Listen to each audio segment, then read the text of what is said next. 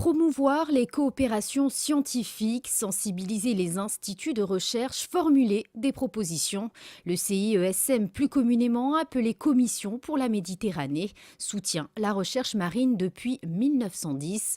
Dans une situation géographique qui s'étend jusqu'à la mer Noire, l'entité représente un forum unique d'échange, basé pourtant dans une région très conflictuelle du globe. Nous sommes situés sur une zone qui est, disons, une zone de conflits anciens, fréquents et encore aujourd'hui dramatiques, qui fait que certains de nos pays membres ne se parlent pas, ou parfois n'ont même pas de relations diplomatiques, ou en tout cas ad minima.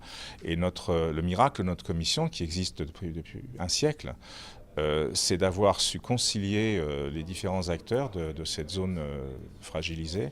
Et nous sommes fiers en fait d'avoir une commission, si je peux dire, de chercheurs sans frontières, qui turcs, grecs, bosniaques, croates, israéliens, égyptiens, maghrébins travaillent très très bien ensemble et ça c'est une grande fierté pour nous.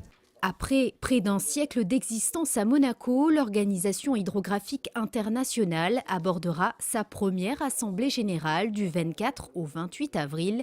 Via ses comités et groupes de travail, de nombreux sujets seront tournés vers les mers et les océans en termes d'impact environnemental et ressources économiques. Il sera également question d'adopter les programmes à venir au cours de la prochaine période triennale. C'est essentiellement de s'inscrire dans les grandes orientations générales relatives aux océans. En particulier, vous savez, donc, l'Organisation des Nations Unies a adopté un agenda 2030 qui fait une place importante à l'océan. Vous savez aussi que dans les études sur le changement climatique, on donne une place de plus en plus importante à la problématique des océans et que l'hydrographie est une des données fondamentales qui permettent d'aider ces travaux.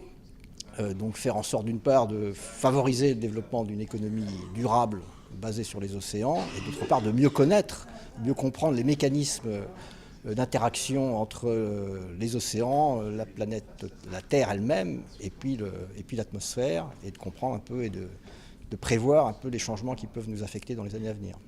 Créée en 1985, l'Institut du droit économique de la mer est une association qui a pour mission de procéder à des recherches pour les publier par la suite.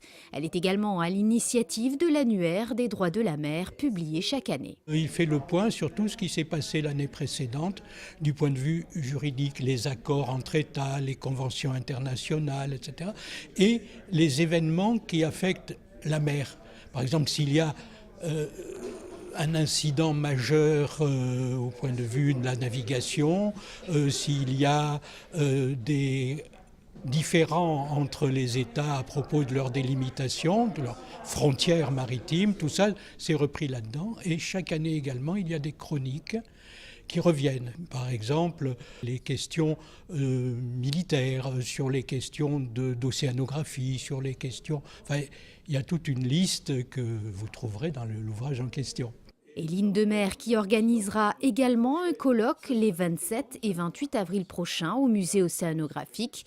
Des discussions qui auront pour thème les connaissances des océans au service du développement durable.